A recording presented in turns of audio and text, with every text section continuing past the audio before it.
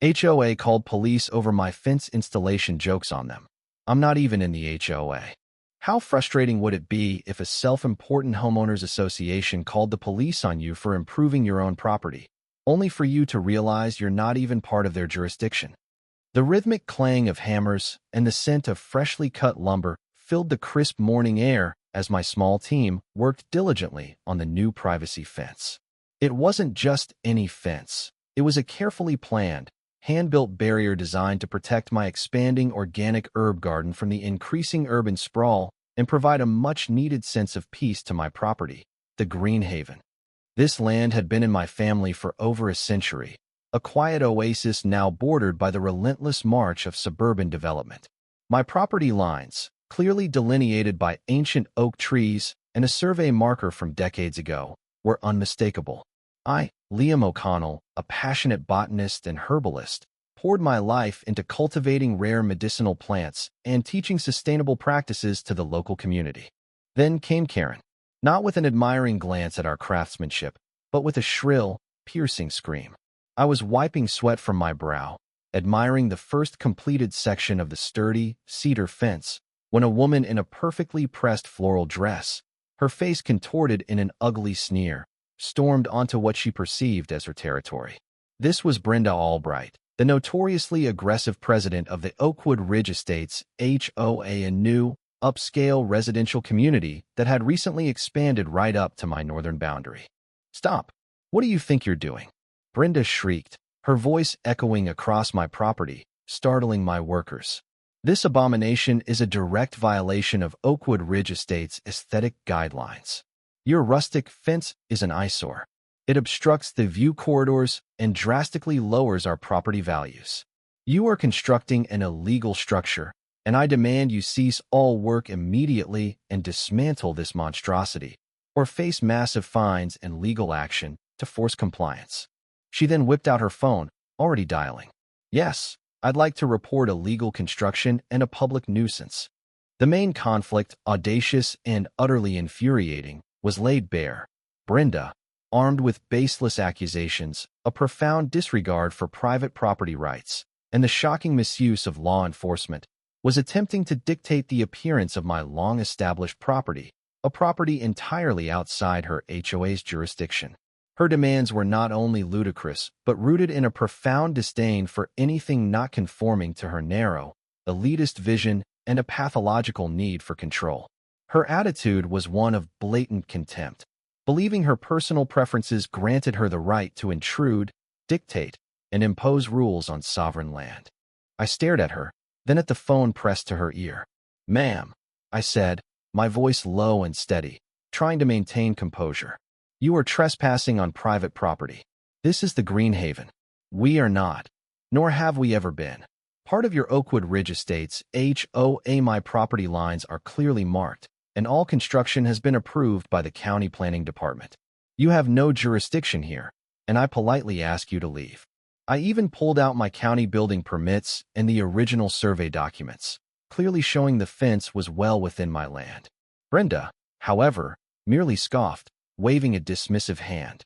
"Nonsense. Your county permits are irrelevant when they violate our established community standards. This fence obstructs the view from our new executive homes. We have legal authority over anything impacting our harmonious aesthetic. I'm calling the police, and when they get here, they'll make you tear this eyesore down piece by piece." Her tone was chillingly arrogant, her eyes holding a glint of perverse pleasure, as if she reveled in her perceived power to command authorities. Within minutes, 2 patrol cars pulled up, lights flashing, followed by Brenda's personal luxury SUV, from which 2 other grim-faced HOA board members emerged. Brenda immediately launched into a dramatic, fabricated account, claiming I was aggressively refusing to comply and threatening her. The deputies, looking increasingly bewildered, began to question me. Then, Brenda's audacity escalated into a direct, shocking act of physical destruction. While the deputies were distracted, she suddenly lunged at one of the newly installed cedar fence posts, which happened to support a delicate trellis of climbing roses, a rare, historic varietal crucial for my research. With a grunt of effort, she violently ripped the post from the ground, snapping the wooden trellis and sending the precious rose bush crashing to the earth, its branches splintered. Then, with a sneer, she deliberately emptied a large bag of fast-acting weed killer onto the exposed roots of a sprawling patch of my heirloom lavender, which was cultivated for its specific medicinal properties. It was a calculated, malicious act designed to damage critical property, destroy irreplaceable plants, and cripple my business. Right after Brenda's act of destruction, a crucial twist unfolded from an unexpected source. My lead worker, Miguel, a former construction foreman with a meticulous habit of documenting every project, had been quietly filming the entire fence installation, including Brenda's arrival and her escalating theatrics, with his hard hat-mounted action camera.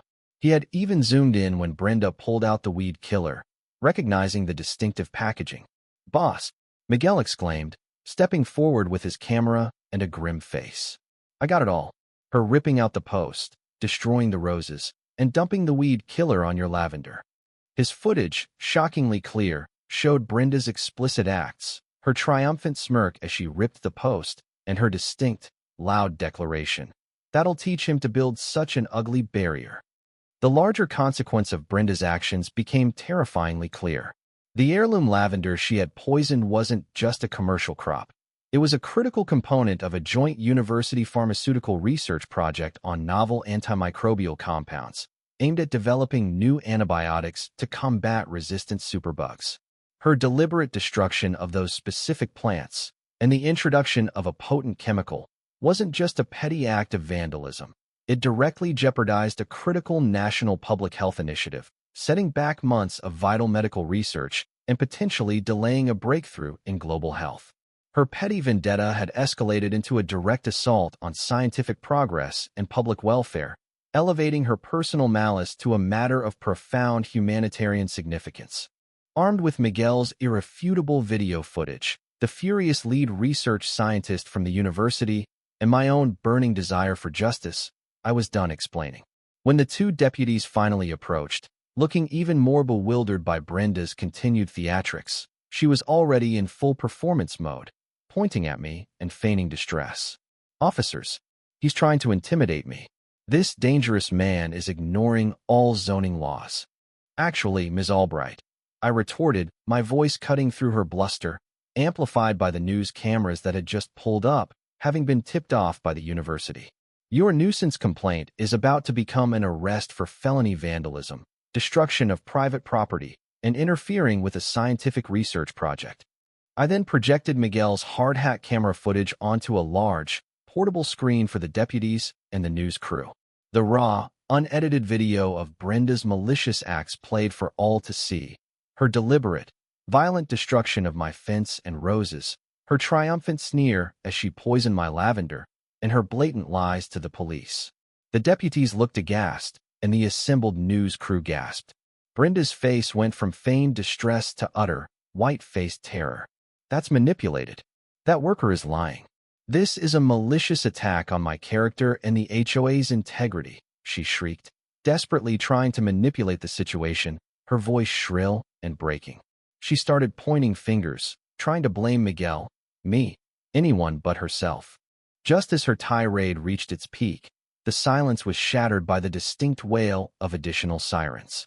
More local police vehicles, but also a sleek black SUV marked FBI, Environmental Crimes Unit, pulled up. Out of the lead vehicle stepped a grim-faced special agent, followed by a representative from the Drug Enforcement Administration, DEA, Controlled Substances Research Division, and the furious lead research scientist from the university. The DEA representative spoke first, his voice cold and cutting. "Ms. Albright, your actions have directly jeopardized a federally licensed research project involving plants that, while medicinal, are regulated under strict federal guidelines. Your contamination constitutes a serious federal offense." The FBI special agent stepped forward.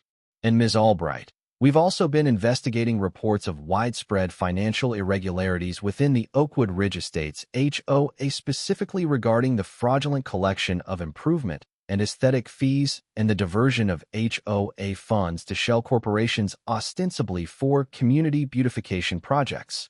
Your documented acts of vandalism, destruction of private property, and interference with a legitimate business and a federal research project align perfectly with these ongoing investigations.